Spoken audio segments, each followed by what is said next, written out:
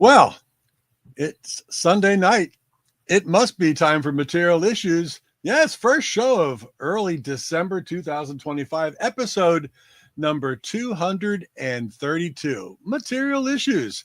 I'm Mark Hershberger of Pop Detective Records. I'm over here on a chilly South Jersey day, but he's always warm in Southern California, and it never rains in Southern California. Isn't that The right? hell it doesn't. Mr. David Bash of the International Pop Overthrow Festival. He's been a busy Bash for a number of weeks, touring around IPOs, New York, Boston, Toronto, but he's finally home for a couple of weeks. He looks well rested and listening to a lot of music. David, how the heck are you on this fine Sunday night? Well, I have to ask, if this is Sunday night, how is it that it's bright coming from your window? I don't understand. That's backlighting. That's backlighting I put outside my house. Oh, The Christmas holiday lights, they're all I out. see. Yeah. Good call though. It's nice. God, that is so strange, but okay. Yeah, I'm doing fine this Sunday night. Very glad to be home, even though IPO went well, as I mentioned on our last episode. Right. Yeah, I had a really great time.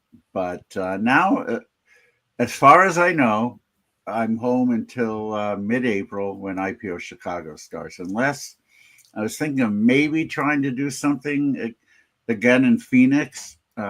We hadn't done anything in Phoenix since before COVID. And it's usually just one long day, but it's not far from us, so it ends up being worth it.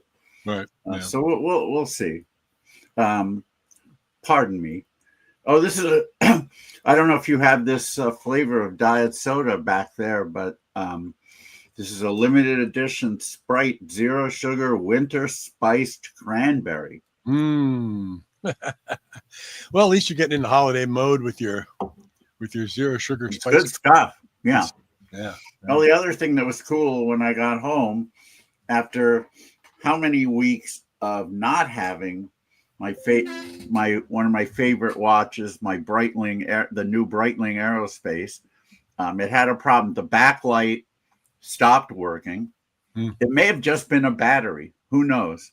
But my watch, the place where I bought it, didn't want to open it because then it would have voided the warranty. So they had to send it back to Breitling in Switzerland, which I think they did by carrier pigeon because it took about 8 weeks for me to get it back. So I didn't have it on my trip. I really wanted to, but what could I do? But finally, I got a call. I think I got a call about, I think it was Thursday, about a week ago, and they said it's in. So once I got home, I was able to go get it. So that made me happy. Record store day was fun. When was that? Oh, that was about a week and a day ago. That's right. Did you get anything last week from Record Store Day? I did, but I don't have it here.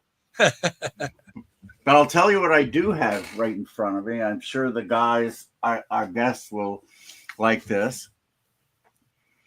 Membership has its privileges. I was able to score a copy from Universal of the vinyl version of the Beatles anthology. And I wrote my review last week. So hopefully it'll be up shortly on Rock and Roll Globe. Wow. Beautiful package. It could have been a little bit better. The one thing I would have liked would have been that it had a book in it. But basically they stayed true to the original LP versions, which are pretty rare right now. So a lot of people who didn't get the original versions will be able to get them now because they stayed pretty true to that. And so Anthology 4 looks like just another new volume, and they're all in here. But yeah, it still would have been nice to have a book. But otherwise, sound Giles Martin's remaster is really good. A lot of new tracks on Anthology 4. Some of them were previously released on, like, for example, the Abbey Road box or the White Album box or what have you. but I think 13 of them are new, including the remasters of Free as a Bird and Real Love, which Jeff Lynne did a fine job on remixing them. I should have said remix, not remaster. But yeah, all in all, can't complain. Have you seen? Especially since I got it free, I really can't complain. Yeah. Oh, nice. Have you? Yeah, because it's expensive.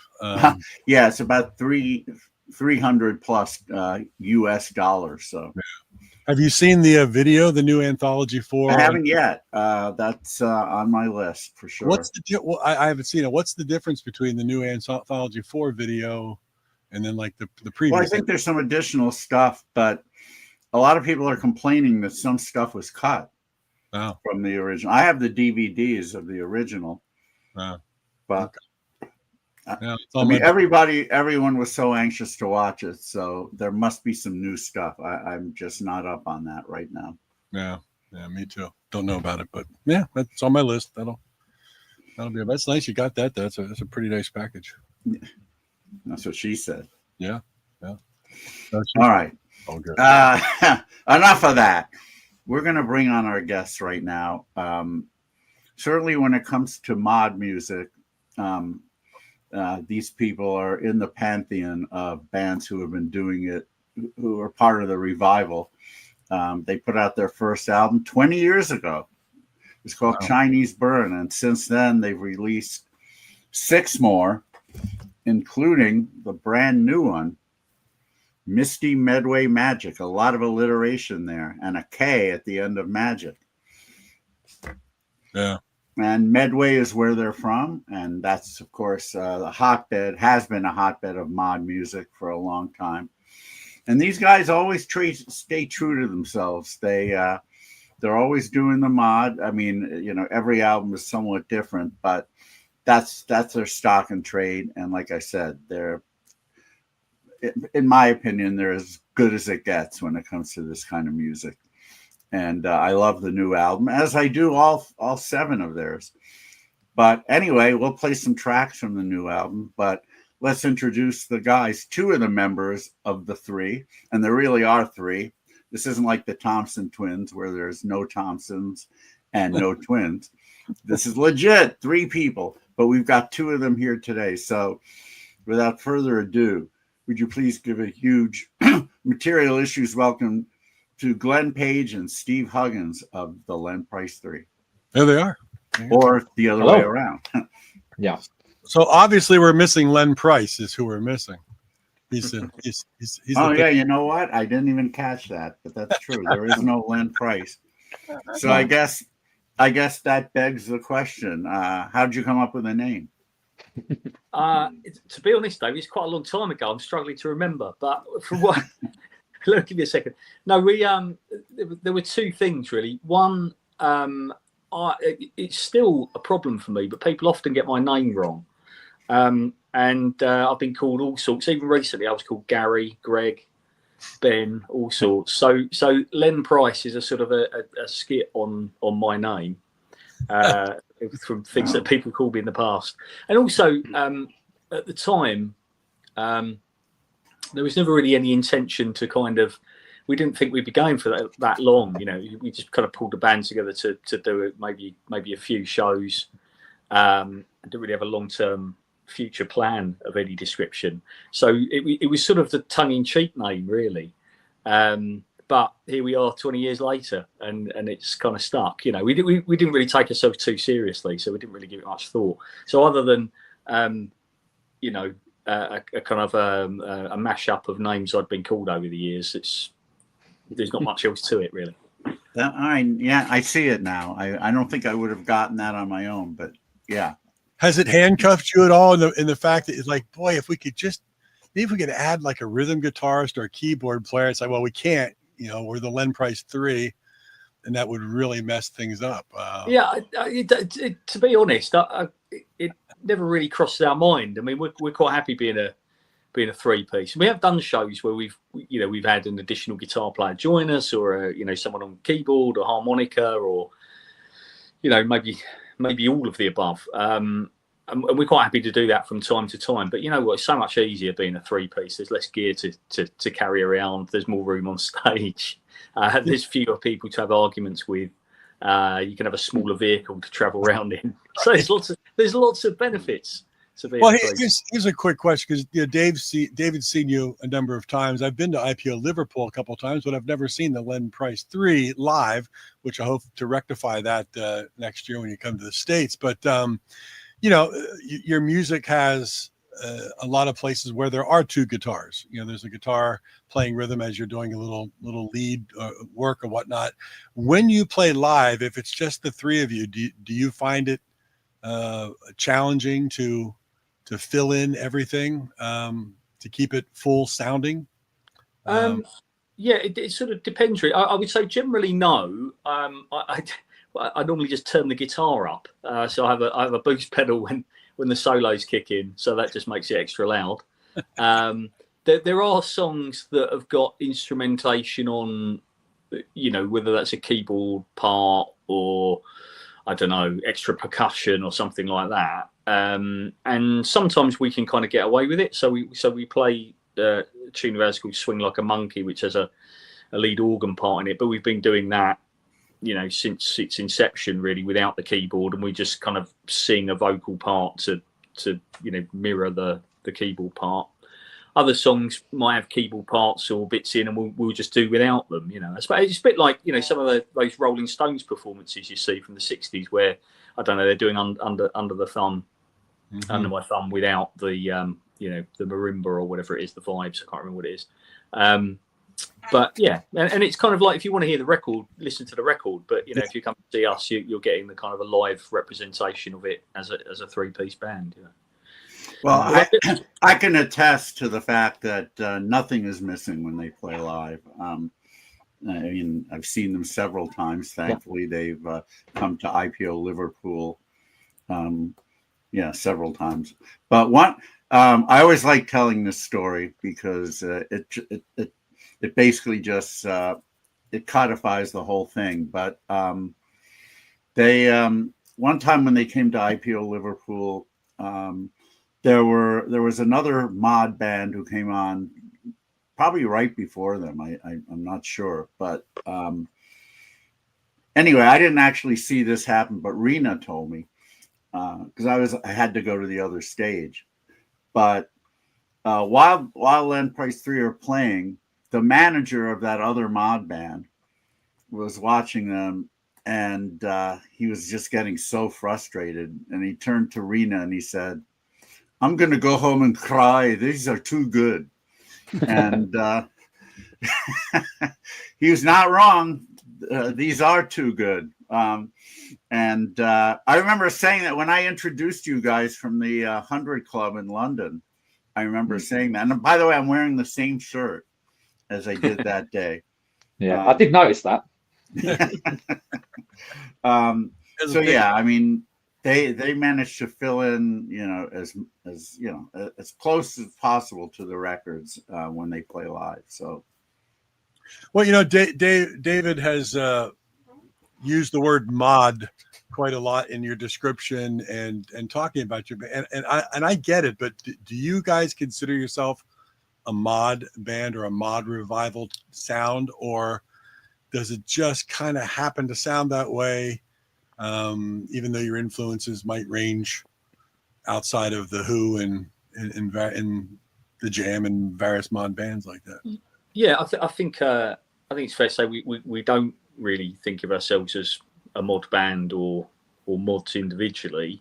I think it sort of depends on what you mean by being a mod band. You know, if you mean a band that's influenced by, you know, bands from the '60s like the Kinks, the Who, the Beatles, people like that, guilty as charged. You know, they're a big influence on us. I mean, but so are bands like, you know, you know, the Ramones and the Clash, you know, are a big influence for us as well. So does that mean we're a punk band? I mean, you know, maybe, you know, you see what I mean? So, we tend not to get into kind of categories too much. I prefer the kind of the Jimi Hendrix description that there's only two types of music, which is, you know, good and bad.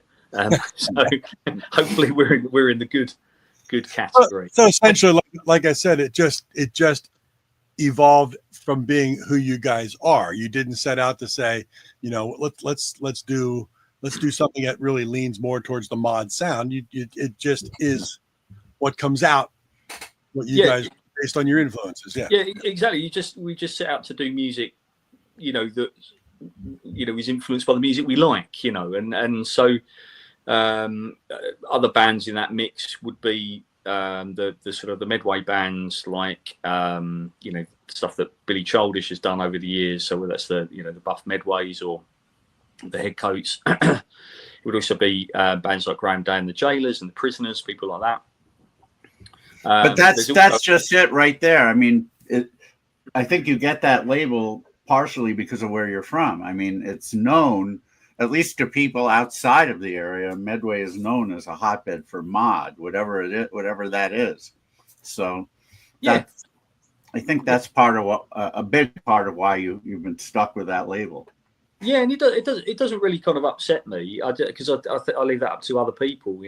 What kind of band we are. It's what you like. But a friend of ours, Alan May, who funnily enough runs a kind of a mod radio program. He put it quite nicely. He said that we're a band that mods listen to rather than a mod band, which I thought was quite a good way of putting it. That's fair enough. What do you think, Steve? Do you think we're a mod band?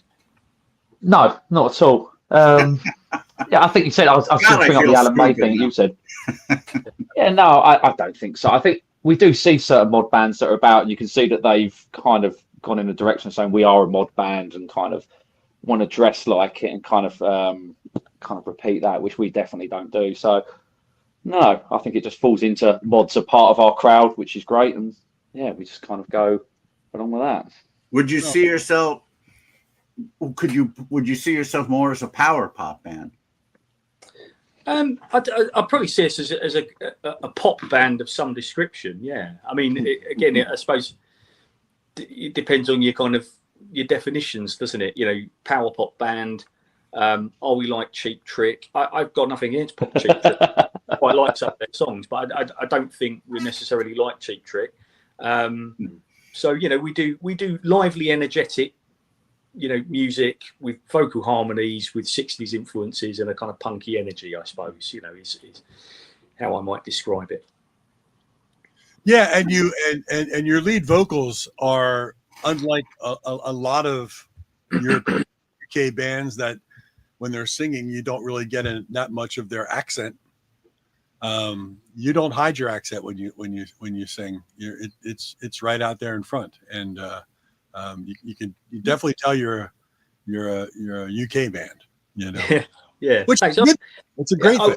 Yeah, I mean, thank you. I mean, I wouldn't, that wasn't a sort of I'm going to do this sort of approach. It's just that it's like a natural thing. I think one of the things as well for us as a band in terms of our identity or whatever, and I think this is kind of a Medway thing as well. It's sort of we what we're against is all forms of kind of fakery, really, and things that kind of, what I mean, like smoothing over rough edges and stuff. We just try and be who we are and present things as we are. So I like to think that that's a representation of that sort of spirit, really.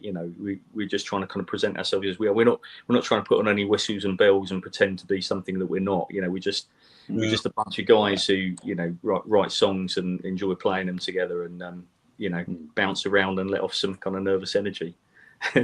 Did you have musical parents, or did you get into this completely on your own? You want to take that first, Steve? I can do. My dad always played in bands, and he replaced a singer from Edison Lighthouse when the singer left from there, so he carried on sort of touring with them. Yeah, he didn't originally do it, but he kind of replaced the guy who didn't want to tour and kind of done that. So Tony Burrow. Yeah, exactly. Yeah, I've got kind of fond memories of going to gigs with my dad, and sort of sitting backstage and seeing him playing, and that's probably the only thing I've done with my dad, to be honest. So that's kind of got good memories. So I do sometimes wonder if that is why I kind of want to do music, because my dad is weird. he played in bands, but he kind of doesn't really like music. He's kind of an odd character for that. But That's a yeah, which I do like music, and I do play an instrument where he doesn't play anything. So yeah, it's kind of yeah. So I don't know if that kind of got me into it or not, but I kind of grew up with relationship with my dad was you go to gigs, and then that was it. So yeah, that kind of was drummed into it, and then yeah, no one else in my family does anything in music, so that was the only influence I ever had. And were you did you take lessons early on in any instrument at all, or was this self-picked up?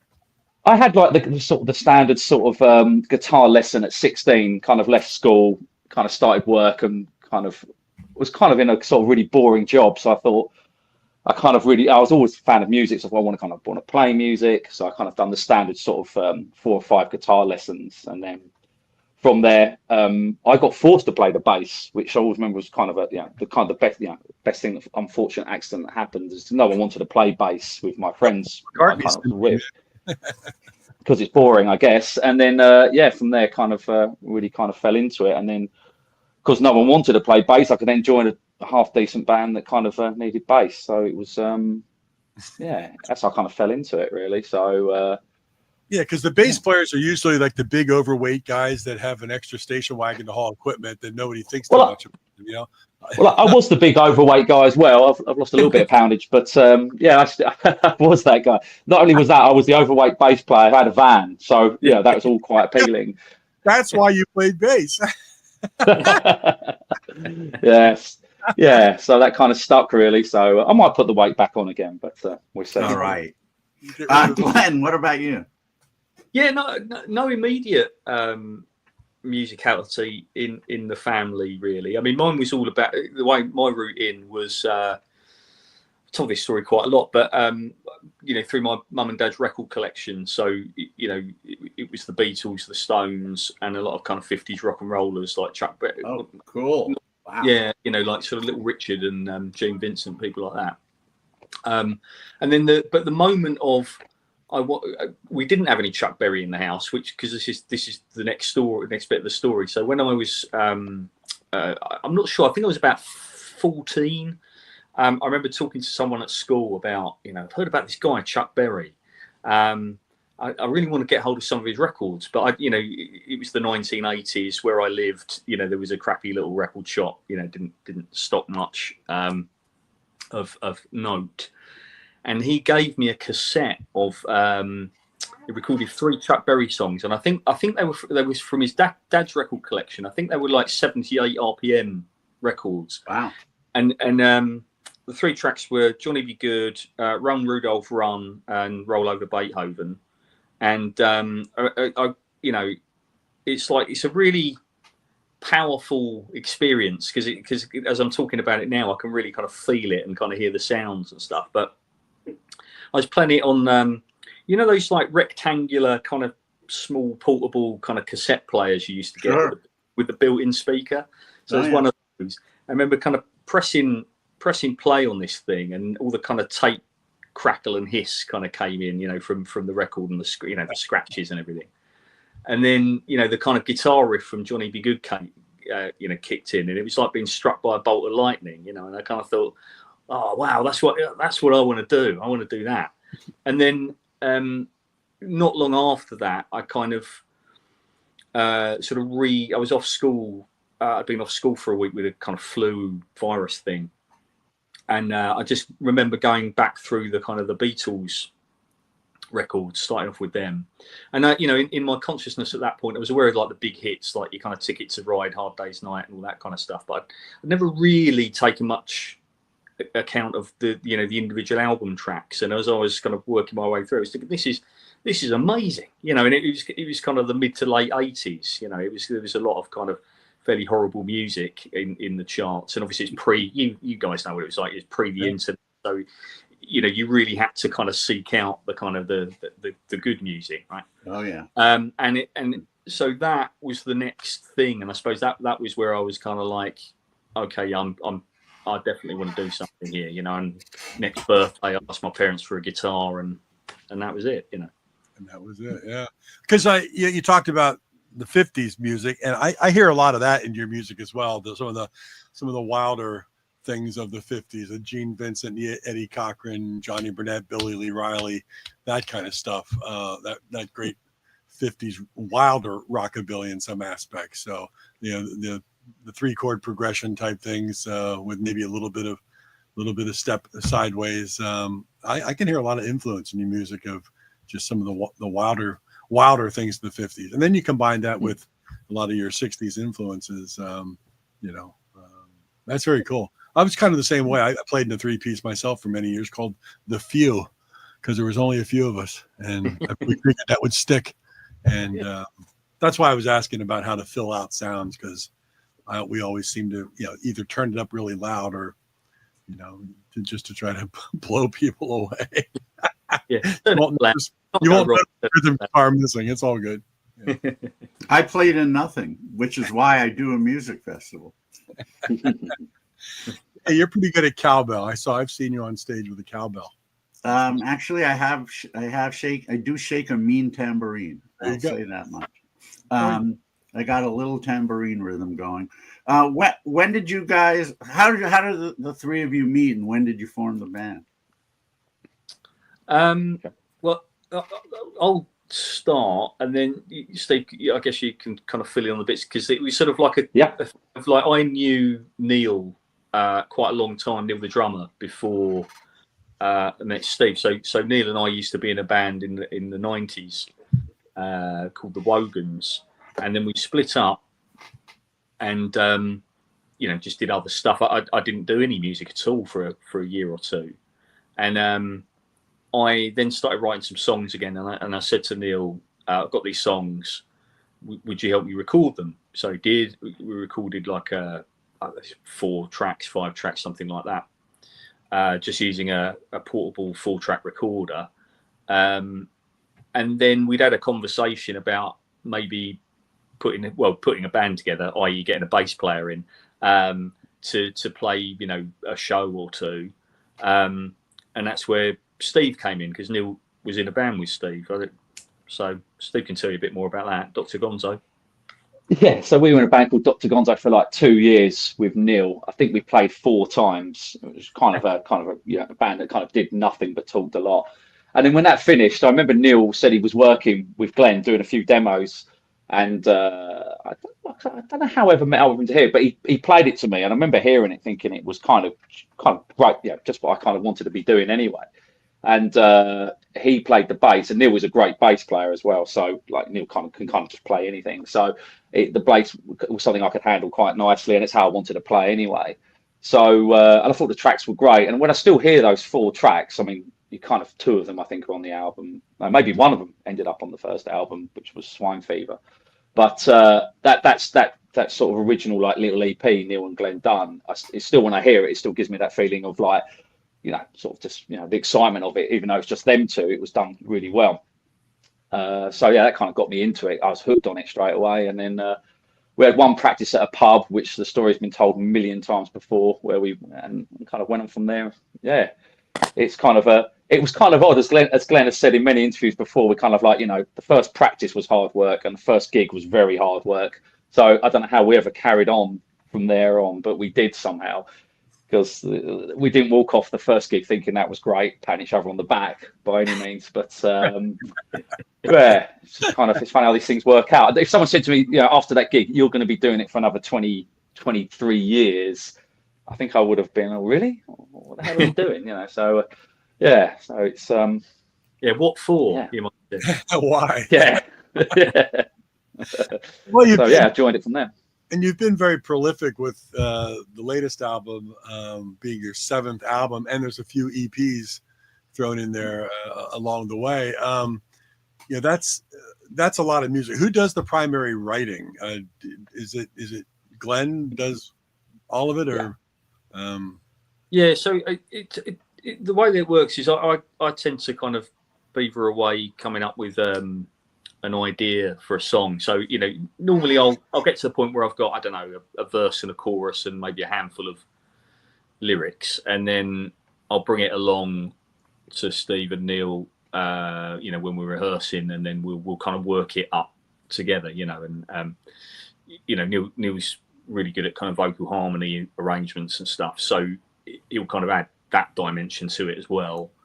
And then, you know, we'll potter around, you know, Steve will like suggest a, you know, bass part here and there. And then it just sort of, you know, sort of evolves from there really. So, yeah, I mean, I tend to, as I say, at that point, I'm kind of arriving with like a handful of lyrics. Quite often I'm still tinkering with the lyrics until we get literally, I'm up to the microphone, you know, ready to go. So that's always the sort of the last bit to kind of get finished. Yeah. Well, and you know, and it's a lot of, it's quite a big catalog for any group to put that many albums together and EPs. So I don't know how many original tracks does that encompass? 85, 90 tracks, somewhere along that line. Besides, when you play live, you're probably playing, you know, an hour or so set. I don't know what you might play at a place maybe like a Randy Now's Man Cave, but a lot of that's going to be the songs that people will know primarily from you, plus maybe some new songs. If I handed you a guitar right now and picked up the album pictures and pointed to a track that maybe most people don't know, would you be able to play it right away? It would depend. Yeah, I don't know. There's so many songs now. Yeah, see, we probably do. If it's a headline show, we'll probably do, I don't know, maybe 18 to 20 songs in the main set. That's probably about 45, 50 minutes, something like that. And then if we get an encore, we might do another 3, 4 songs. So yeah, you know, you'll get kind of just an hour's worth of material, maybe a little over. But you know, most of our albums are kind of half an hour each. So I suppose that's the, you know, sort of half hour each with 14 songs worth of material. No, that's one thing that's been consistent among your albums. Everything is really, it's short, to the point, in your face, you know, no time wasted. Perfect. Yeah, thank you. I mean, well, that was sort of a conscious thing in that, and there were kind of two or three things influencing that really when we set out. So one was, I think it's probably changed a little bit now, but when we were setting out playing shows in Medway, and this goes back really because I was playing shows with friends in Medway going back to my, you know, teenage years, and you know, it used to be quite a rough place. So you know, if you were terrible, people would tell you, and it was a sort of place where people would throw things at you, and you know, and kind of, all right, you know, both verbal abuse and you know, sort of bottles and things. So there was an element of wanting to do something that was quite direct, quite punchy, quite energetic, that left no room for people to say, "Oh, that's terrible."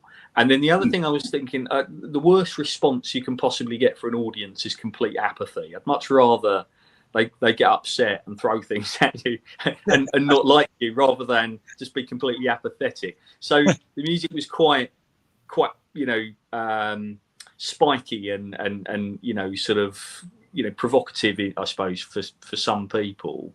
And then the other thing was, I remember listening to the album Alien Lanes by Guided by Voices, and there's a lot of like really short songs on there. And I was thinking, oh yeah, I love that, and I also love, you know, the Ramones and, you know, and stuff like that sort of punky ethos. But that Alien Lanes album, I was thinking about this the other day. It was quite a big influence early on, because you know, on that record you've got lots of songs that feel like they're kind of half songs, you know, like you know, where Bob Pollard's gone, I've got this verse and I've got this chorus, and they're great, but I'm not going to do anything else with it.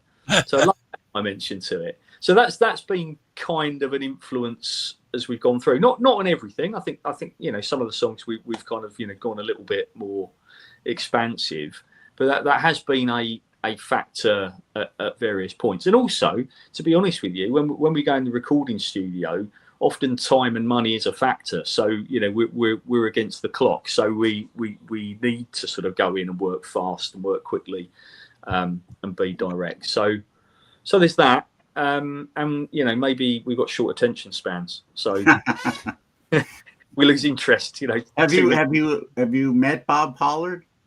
I haven't met him. No. I've been to a few GBV shows, but I've not had the pleasure of meeting him. You haven't been able to tell him how strong an influence he had. No. Hopefully one day. Yeah. You know, they have a new album, by the way. Yes, I must check. I got that the other day. Yeah.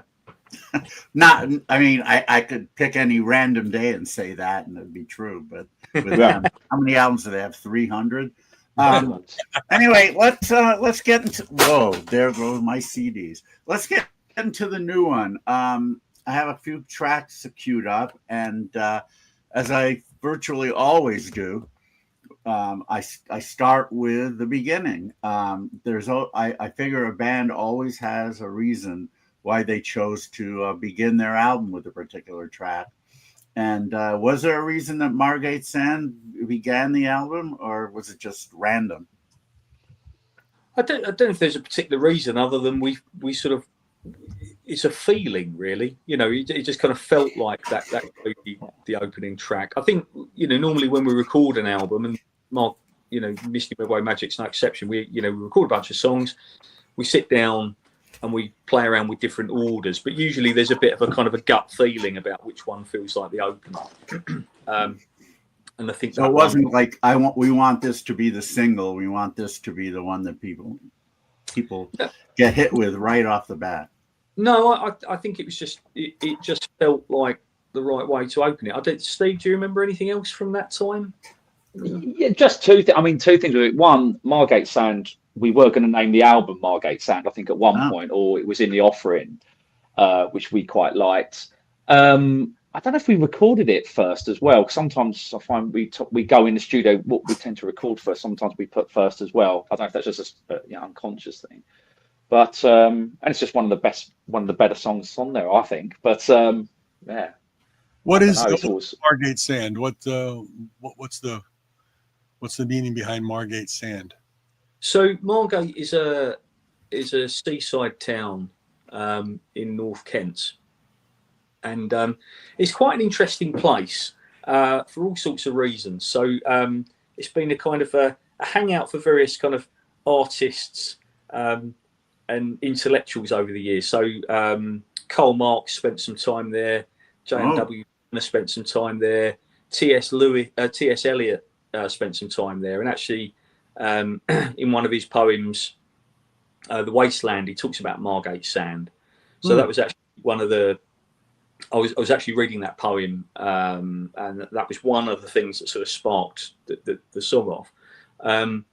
But the other thing about Margate at the moment is, I guess it's been this way for about 20 years. It's sort of it's the place where you find the most sort of damaged and downtrodden people rubbing up alongside people that are quite affluent and quite artsy and often down from London on a kind of a cultural trip. There's it's like a whole art scene there, and then you've got people that are kind of homeless and trying sort of substances, sleeping on the streets and begging and stuff. And those two things like kind of bump up against each other. And one of the things that so I mentioned the kind of the T.S. Eliot thing, but the other, I suppose, in terms of the narrative of the story and the song, was I went down to Margate one day and we're sort of hanging around by the there's a bit where the train station is, and it's people wander down from there onto the beach, and there was this group of quite posh, well-to-do ladies that probably come down from London, expensively dressed, and were very well-to-do, and they came down to the beach, and then they were confronted with with these kind of homeless guys, and there was some sort of motorcycle rally thing going on the beach, and they obviously, you could see in their faces they were a bit kind of freaked out by the fact that they thought they were coming to this nice artsy seaside Kentish town, and they were confronted with this. The sort of the sharper, rougher edges of the place, which I found quite entertaining. So that was the sort of influence of the song, really, and then that kind of wider. And it's interesting because here in New Jersey we have a beachside town called Margate, and it bumps up against Atlantic City, where you have a lot of the destitute and poor area of the beach side, and so I always love the difference in colloquials. In the UK they always say seaside, and we always say like beach side or beach town. Like we think of Malibu, for example, in California. Nobody says it's a seaside town. We always call it a beach town. Yeah, it's interesting. That's just interesting. I mean, we could go through a million of those differences, but let's play the track. And everyone, don't go get a sandwich, because this one is in your face quickly and just goes in and out and hits you hard. All right, so we're going to start off with Margate Sand from Misty Medway Magic, the new album by the Len Price 3, here on Material Issues.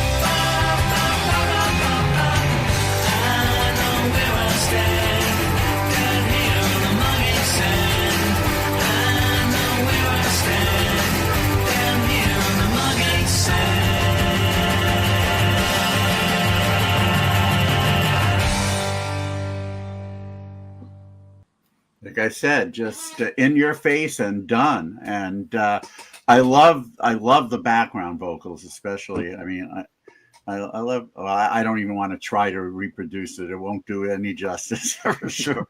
But yeah, the descending background vocals, just beautiful. Yeah, thank you. Yeah, that's Neil's work. He was in a choir as a boy, and he's kind of acquired some great skills there that are quite handy.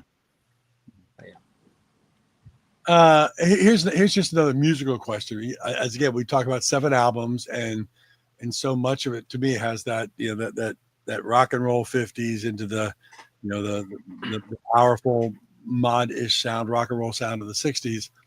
And there's not a lot of chords in a lot of it, which to me is a wonderful thing. I just love a great 3. It's much more difficult to write a great 3-chord song than it is to write with multiple chords and go different ways. Do you ever get confused starting off a song like, wait a minute, is this in E, or what are we doing this one? Because you do hit them fast and you do hit them hard, and sometimes I'd be like, wait a minute, whoa, where's this go again? I always find if I'm unsure where it's going, everything is in A. It starts in A, and where it goes from there, I don't know. Yeah. Oh Lord, that's great. That's great. And that's the beauty of it. One of my favorite bands from a number of years ago, David. When was Miracle Bra around? We loved. They started in the late 90s and then moved into the new millennium. And they were much of a 3-piece that just was the same kind of thing, 3-chord, and you wonder how they could do it song after song so well. And I read an interview with him at one point where he said it's much more difficult to write a really good 3-chord song than if you give me multiple chords beyond that to play with. It's just, and make it sound different and fun and great. And I love it. I absolutely love it. You do it well. And I'm just running across the bottom, lenprice3.bandcamp.com. You can find some there, but primarily find them on Facebook and Instagram. That's where everybody finds. go to Facebook, Instagram, type in Len Price 3 and pick up the brand new album. We just not difficult to do, people. You can do it. Yeah, right there. Misty Medway Magic. That's the brand new album from the Len Price 3. And it rocks. It kills. You pop it in your car if you still have a CD player. If not, download it. I do. And I have popped it in my car. So. It is. It's a great driving. It's another great driving album. You just, break the speed limit, get a fine, send Glen the ticket. He'll pay for it. You know what my favorite driving song is? These guys might know this one. Straight Lines by New Music. Oh, yeah. It might be a little before your time. You guys are spring chickens. I'm an old man. Well, don't forget Glen was talking early 80s UK synth pop. Well, not synth pop the way you think of like Eurythmics, more of a synth power pop band. And Straight Lines was their first hit, and it's just one of those songs that you just love driving to. Check it out. New Music, just like you on this album, MUSIK. So see if you. I mean, I'm sure it's on YouTube and all that stuff. Let's play another track, and this time I want to go with sort of the title track. It doesn't have the last word of the title, but is Medway? I have not been there. Is it a misty town? Can be, yeah. It's on a river, especially this time of year. You're likely to have some misty mornings and misty evenings. So yeah, it's you do get missed. There's no two ways about it. Well, the track itself is not misty at all. It rocks. So here we go. Our second track from Misty Medway Magic, the title song, as it were, here on Material Issues. When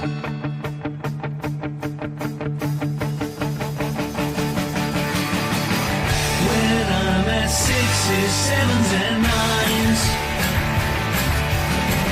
when my heart's beating out of time,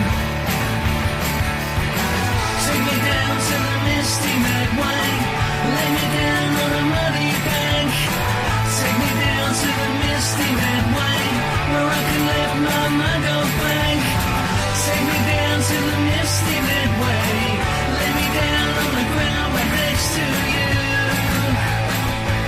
like I do.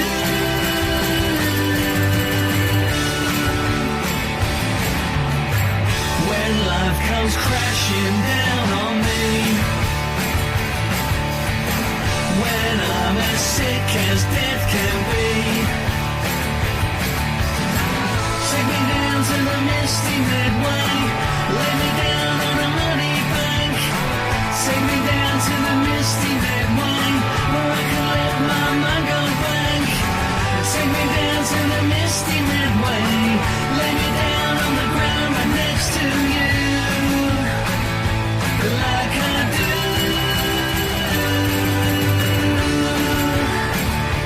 like I do.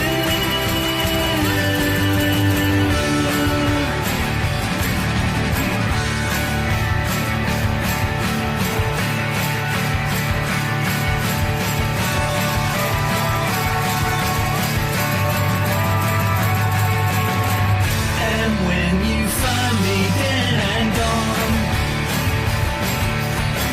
just put me back where I belong. Take me down to the misty Medway, lay me down on a muddy bank, take me down to the misty Medway, where I can let my mind go blank, take me down to the misty Medway, lay me down in the ground right next to you, like I do,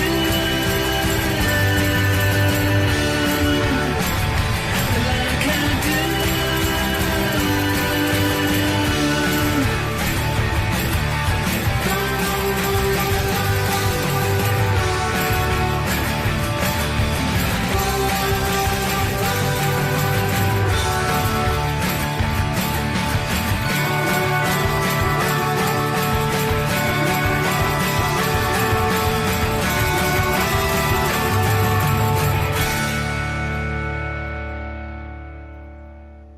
That's Misty Medway Magic, or Misty Medway, the title song from Misty Medway Magic, the new album by the Len Price 3.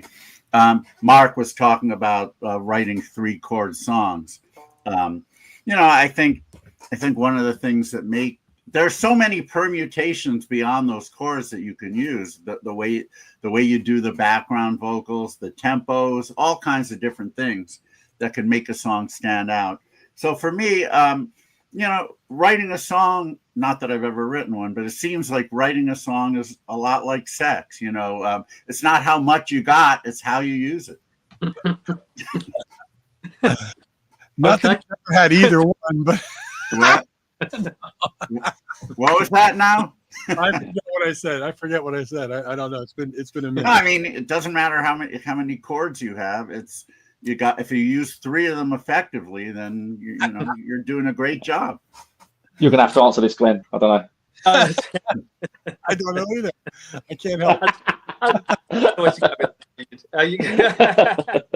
For fear of incriminating myself.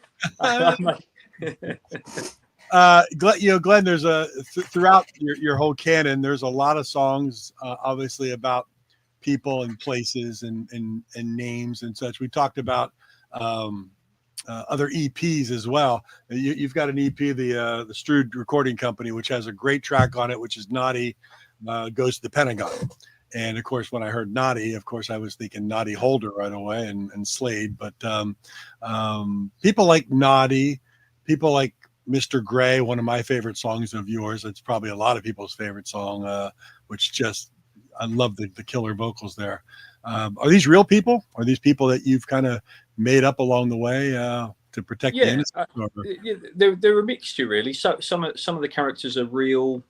Some of them are kind of, a bit real, a bit made up. Some are, amalgamations of different people, if you know what I mean.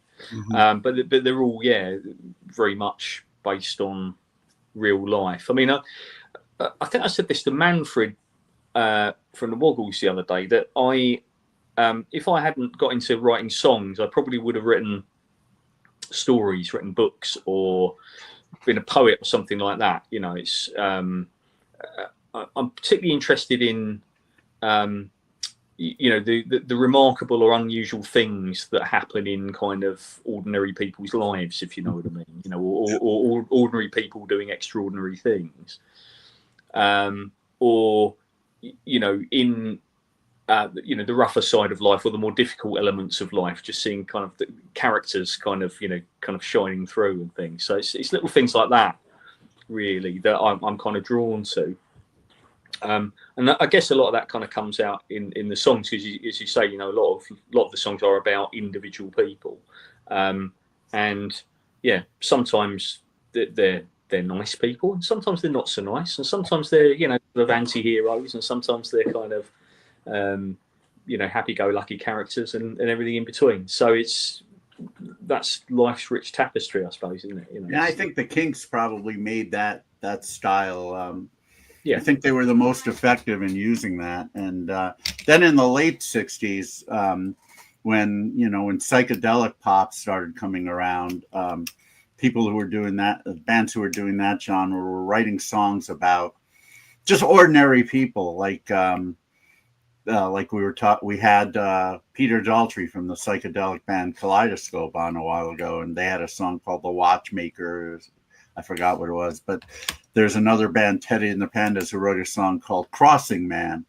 Back then, they would write songs about just ordinary people. But you mentioned poetry, and I find that interesting because, songwriting obviously is poetry. You've got rhyming. That's the first similarity. But, song lyrics do tell a story. You say you would have been a poet, but in a sense you are. I mean, what would you say the biggest difference is between writing lyrics and writing a poem? Yeah, good question, though. I don't know. I mean, I'm not, I guess I'm not really qualified to answer that. I mean, maybe there isn't a difference. Maybe just one sets of music and one isn't. I mean, I remember sort of there's a poet I particularly like called John Cooper Clarke, and he talks about the sort of the poetry of the Clash's lyrics. I suppose you could say that about a lot of I mean, I don't really listen to rap music, but sometimes when I listen to stuff, I think, oh, that's incredible, like rhyming couplet or the rhythm of that, the way you manage to kind of link that word with that word, and and that sort of stuff. It's very I mean, I'm just interested in words really, and and the kind of richness of language. I mean, this is just my medium for expressing it, I suppose. I think that's why I really liked, really love your song, Mr. Gray. It's a great, alliteration to, his name, Gray. Gray, brings up dreary and overcast and depressing type of thing, and it's kind of that way. It's another busy day for Mr. Gray, and his wife is all alone, and his son's staring out the window, and now she's leaving. He doesn't care. I think it's great. It's and talking about guys, is it? Yeah, but talking about my favorite songs, or just favorite songs of your canon when you're out live. What song really hits the crowd? Is there one that really people really respond to, or is there one that you guys really like to play? Like, oh man, yeah, this one kills. I think I know the answer to that, but I'll let them. Do you want to lead off on that one, Steve? It's such a funny one to say, because there are certain songs that people like that maybe we really don't like playing, and there's certain songs that I think individually we like playing. I just kind of depends what mood I'm in, really. I mean, I kind of songs I like on the record or playing live is just so different. So I do like the faster stuff. I do like the sort of the childish words sort of stuff. I tend everything to be as fast and punky as possible. I do like slower stuff we do, but I kind of don't like playing it. I get bored. So yeah, for me, it's sort of your childish words sort of stuff. And what people want to hear, it just kind of, it's all over the shop really. There's a few songs that people pick out that we really don't like playing. Glen doesn't like playing. I have to follow up on that. You can't say that and not give me one that. I feel a bit bad pointing it out, really, but I kind of there's a song called Billy Mason, which I really like the recording. I think it's done quite well, and the performance is pretty good. But generally, it's kind of like, I don't know, something about playing it live is really quite boring for me. And I don't know what Glen feels about it, but people do often start shouting for it at the end of gigs when we ask, like, what do you want to hear? So that's always quite a disappointing moment, really. But in a weird way. Yeah, so they're my two, but I don't. What do you think, Glen? Yeah, I suppose. Yeah, I honestly don't know. Probably if there was one song that you could point to that a lot of people seem to like and respond really strongly to, and I'm not suggesting this is the case at every gig, but if you were gun to my head, what would be your most popular song across the spectrum of your gigs? I'd probably say London Institute off the Nobody Knows record. That always gets quite a big response. Now, do you think that's in the UK, or let's say you come over here on your East Coast tour? What do you think people would respond to here in the US, or do you have a feeling for that? Yeah, so I would say that's a good question, because I think probably on balance that's more of a UK thing. Right, yeah. I've also noticed over the years that when we played in Spain, After You're Gone seems to be a really popular one. I think they've got quite a lot of airplay. In the US, to be honest, I guess because we haven't really played that often in the States, I'm not too sure what would be the kind of big hitters there, to be honest. It'll be interesting because you're getting play on Sirius XM's Underground Garage, Little Steven, quite a lot. And when you go to places in New York, and of course Randy Now's Man Cave, those are people who are Little Steven disciples. They listen to everything on his channel. So you're going to get people who know your stuff. You're going to get people who have purchased your stuff. So it'll be interesting to see what the crowd responds to, or what they might be asking for in the U.S. That'll be so come prepared with all 90 songs that you know, because I might be yelling something out from Chinese Burn. I don't know. Yeah. Where does Swing Like a Monkey rank in that? Yeah, I mean, we play that quite a lot. So yeah. I think that it's reasonably popular. I mean, that and we're quite happy to play that one. Yeah, it's an interesting point. But I was just thinking also about the states in our kind of back catalogue, because I know the first 3 records that we did that was with Wicked Cool, that got quite a lot of play on on Underground Garage, and then we switched labels, and I think we probably got less coverage, and then we started doing stuff with Wicked Cool again, so we got a bit more coverage. So I remember thinking when we came out to the States a couple of years ago that I was quite surprised that people had all sort of cottoned on to that middle period of our back catalogue. I thought, maybe people won't really know this stuff, but they had, and I suppose obviously the internet being what it is, obviously you tune into a band, you can easily kind of get into their back catalogue. But I know we hadn't had the coverage that we'd had previously, and yeah, we have had some nice comments from friends and people that follow us in the States about the new record, so they're obviously kind of hearing it, and they're kind of digging it, and that's that's really nice. So I mean, we really enjoy playing the new stuff, so it's going to be great to kind of bring that out your side of the pond and kind of play that, and hopefully people will dig it and have a good time. Well, speaking of new stuff, let's play a little bit more. I chose this song, I think it's a fine track, but I chose it for one reason, the title, Ha Ha's Daughter. Okay, what's that about? Yeah, so Lord Haw Haw was a guy called William Joyce, and he was actually an Irish kind of writer, but he also got involved in politics in the 1930s, and unfortunately he joined the British Union of Fascists, and he as the Second World War broke out, he ended up going to Germany, and then he was recruited by the Nazis to do radio propaganda, broadcasting to the UK on behalf of the Nazis. And his daughter actually lived in Medway, and she became a school teacher, a head teacher. And I was reading, there's a book actually that's really it's been really influential in the Len Price 3 songbook, because it's inspired me on so many different kind of angles and tips. It's a song called All the Devils Are Here, by the name of the author's just temporarily got out of my head. I'll come back to that. But anyway, in this book, which I revisited a couple of years ago, I was reminded of this story.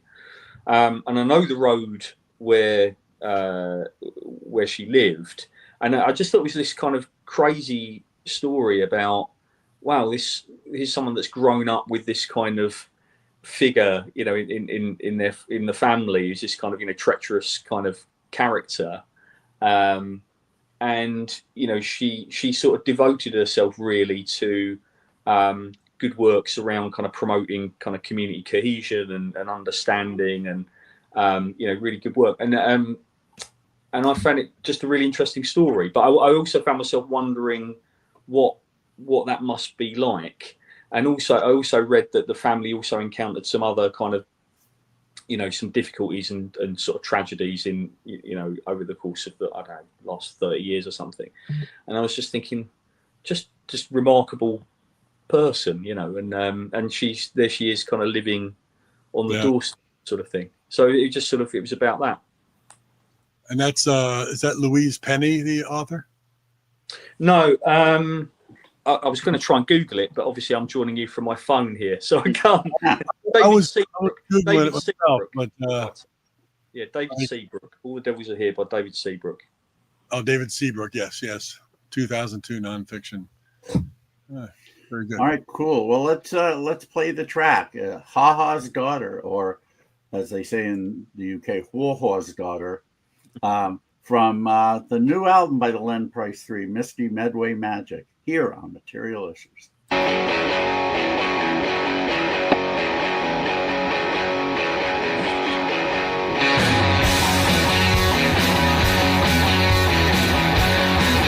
Hold on. On a terrace street, on the railway line, a fascist curse from back in time. A memory weighs heavily, a traitor in the family. Who's living there? Haw Haw's daughter. Who's living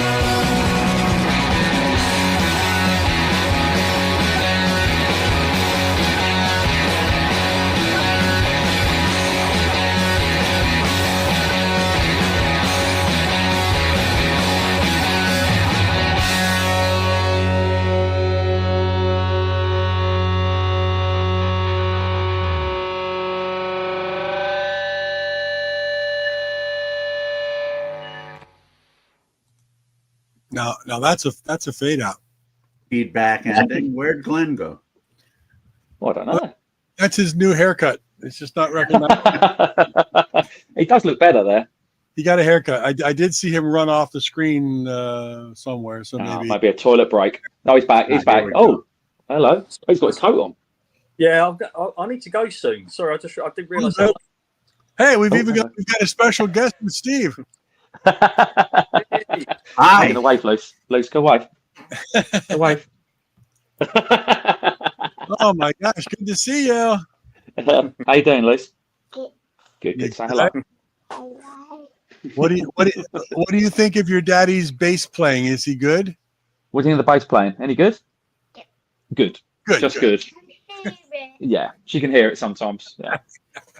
I love it. Glen, do you have a family as well? I do. Yes. Yeah, I've got two children. They're a bit older than Steve, so I've got son who's at university or college. He's 19, going to be 20 in a few weeks, and I've got a daughter who's 16. Nice. How has it been balancing family life with, life as a musician, going on tours, the whole thing? Yeah, it's. I mean, certainly from my point of view, it's been fine. My wife's been very understanding, very supportive, so she's always known me to be a guitar player in a band. It's not like anything's ever changed really. Oh, okay. Well, that does help if that's how she first got to know you. You knew what it's like Super Chicken. You knew what the job was when you took it, Fred. Yeah, very true. True. It's great. It's great. Well, the album's fantastic, guys. Thank you. It's really well done. When are you coming to the States? When's the U.S. Northeast tour? So so we're going to be out in the US from the 19th to the 22nd of March. March 1922. March. 26. So first gig on the 19th. That's in New Hampshire, in Newmarket, and then on the 20th we're at Deep Cuts, which is in Medford, Boston Way, and then at the Parkside Lounge in New York City on the 21st, and then on the 22nd we wrap up at Randy's Man Cave in New Jersey. Cool. March 19th will hopefully be my dad's 95th birthday. So Wow. Yeah, well, keep my fingers crossed on that one. Yeah. No, it's great. I was really happy when Chinese Burn was given a vinyl release.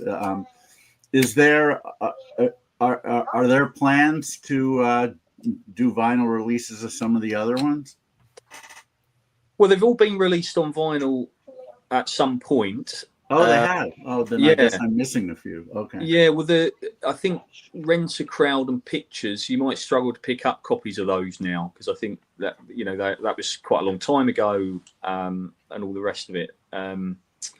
But yeah, I mean, there could be we've talked about maybe talking to Wicked Cool about whether they'd like to re-release Rent a Crowd, Pictures, I don't know if there's any kind of bonus material we could throw in, and there's sort of extra tracks or anything like that. But yeah, that's a conversation for us to have. Yeah, cool. Really? So pretty much everything you've recorded, you've used? Yeah, pretty much. Wow. I mean, there are some outtakes and things, but not a lot. Normally, I mean, if you take this last record, for example, I think we recorded, how many songs were on the record? Like maybe 13. Yeah. So I think we recorded 15 songs. So, two didn't make it on. Oh, well. Yeah. Well, that's bonus pretty. Tracks are nice. All good. Well, it's a killer album. I've loved everything you've done, guys, and right there with you, Mark. Indeed, and Thank people, a lot of people in the know that know you bring up the Len Price 3, and it's like, oh my gosh, yes. So I'm hoping more people get turned on to it. The more you get plays on Sirius XM and the tour coming up next year, and we look forward to a lot more from the Len Price 3. Just keep banging it out. I don't mean to put you on the spot. Well, I guess I do because I'm doing it. But hopefully we see you at the end of May, if you know what I mean. Yeah. I haven't thought that far ahead yet, but yeah, we'll talk. We'll talk. I'll just say that. Yeah. Thanks for having us on, guys. Yes, guys. Mark, great to see you, David. Great to see you too. Thank you guys so much for being on with us. Pleasure. Thanks for the and invite. Good luck. Obviously, best of luck on the tour with everything else, and have a great rest of your day.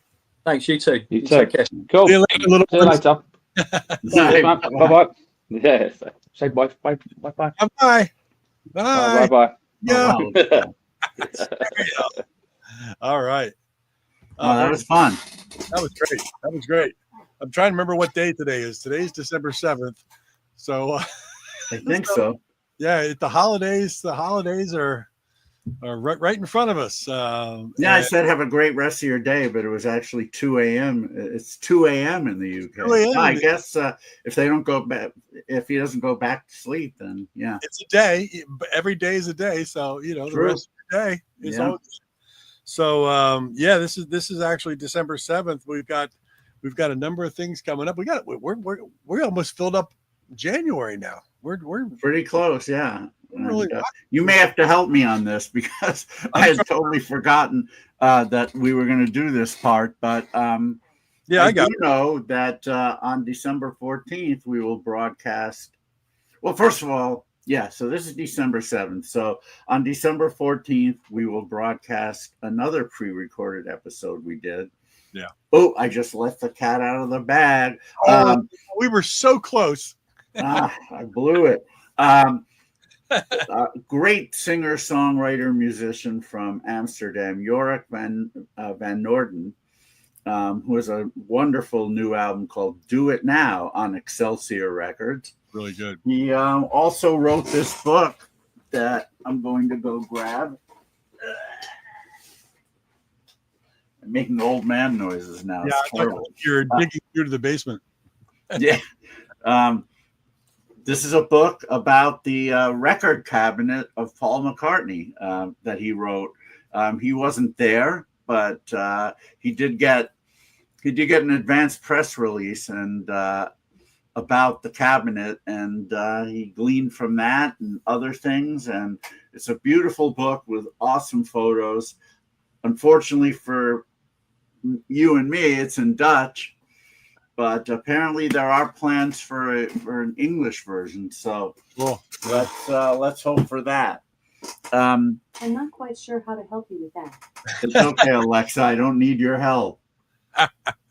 I just picked up York's full back catalog. There were 3 other CDs prior to that, 3 other albums. Really good, man. Yeah, no, York's awesome. Really, and you should also get the Hype album, which is a little bit more of a modern power pop thing, but it's also great. I mean, that's the one time that York has played IPO, when he brought the Hype from the Netherlands to the Cavern.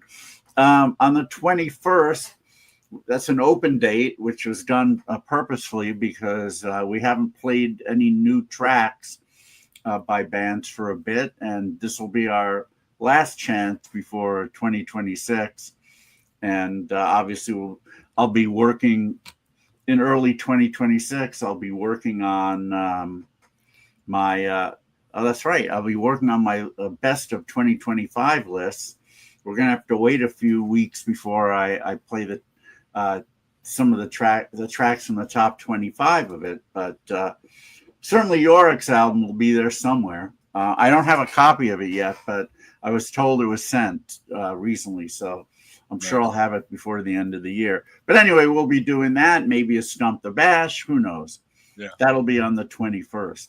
On the 28th, you got us a really cool guest from our past. Sometimes we like to, not sometimes, quite often we like to reach back into the 60s and into the 70s. And of course, our wheelhouse of a lot of things that we love is early 70s, top 40, so to speak, but sunshine, wonderful pop that takes us right back. And this one was what was this, 1972? 1972, our wheelhouse. A song that almost defines that era is Gallery's "It's Nice to Be With You." And it just, I mean, it gives me tingles whenever I hear that. It just takes me right back. And we've really got the lead singer and writer of the track, Jim Gold, is going to be on Material Issues, and it's going to be really nice to be with him. Been saving that every time we talk about that. But he'll thanks to his daughter Mel, who's also a musician that he writes a lot of tracks for nowadays, and he still goes out and plays. A couple of the Gallery hits. They had a couple of hits, but that "It's Nice to Be With You" was the biggest one. So looking forward to Big City Miss Ruth Ann was a hit. And, of course, I Believe in Music, I guess, was their second biggest hit. That was their second one. Yeah. Well, so is that written by Mac Davis? I believe yes. Who also had a big hit in 1972. With Baby Don't Get Hooked on Me. Baby, don't get hooked on me. So if you're a fan of that era right there, which, man, if you're our age, I don't know how you're not. Tune in on the 28th. Jim Gold, Gallery. It's nice to be with you. He's going to be hanging out here at Material Issues.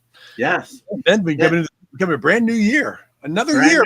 2026, and our first guest is certainly well known, mainly because of his kids, who are the main men of the Lemon Twigs.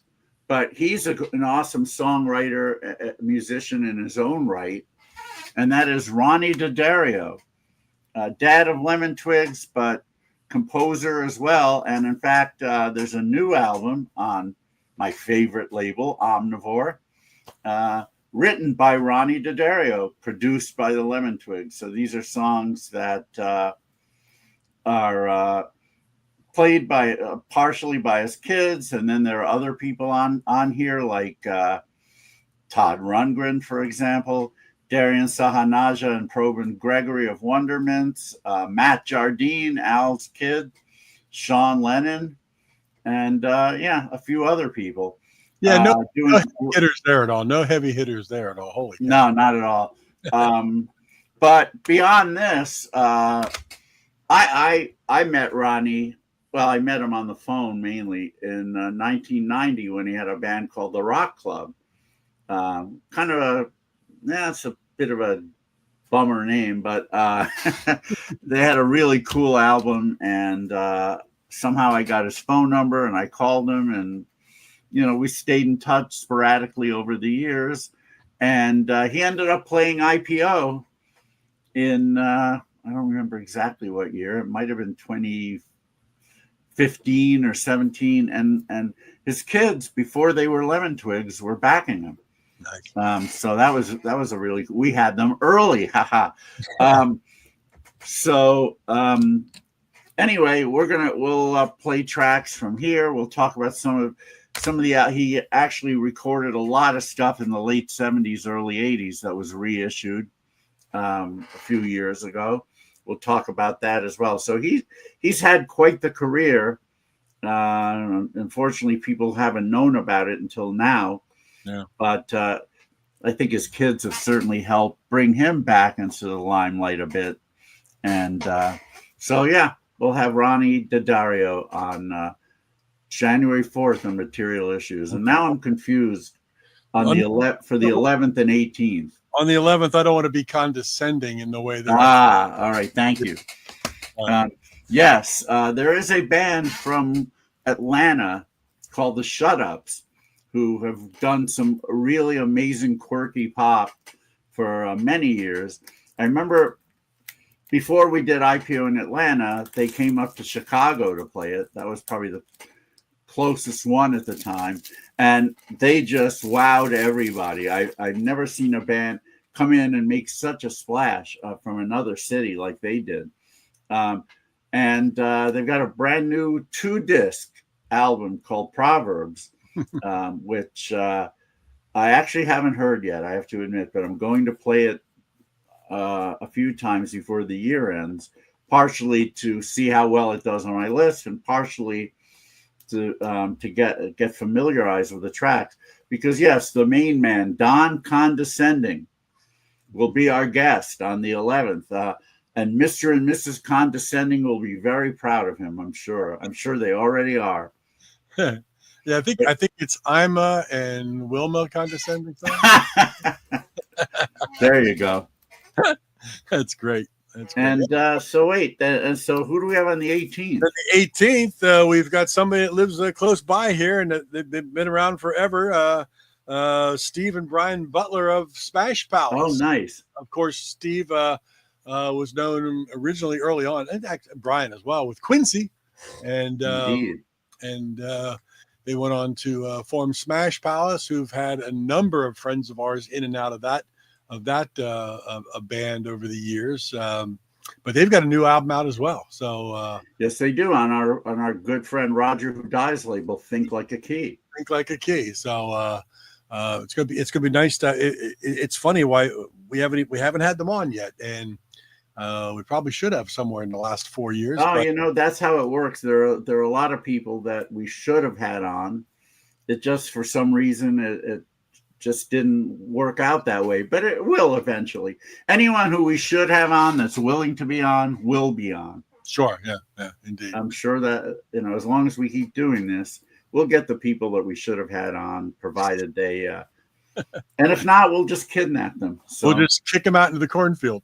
And in fact, I just heard from a pop luminary. He sent me a message. I had sent him an invite to be on the show. He just responded to it. I have not read it yet, but hopefully we'll be doing a pre-recording with this gentleman. Yeah. Because he is from the UK, so 1 a.m. is not convenient, I'm sure, but we'll see how it works. Keeping my fingers crossed that we get this gentleman, because he's a big favorite of a lot of people. So Smash Palace, the Butler brothers, Steve and Brian, on the 18th. The 25th is the only open date in January. Maybe we should save that one since actually that's appropriate, because I usually do play my top 25 of the previous year. Let's save the 25th for my top 25 proper albums of 2025. There you go. Boy, there's 25s everywhere.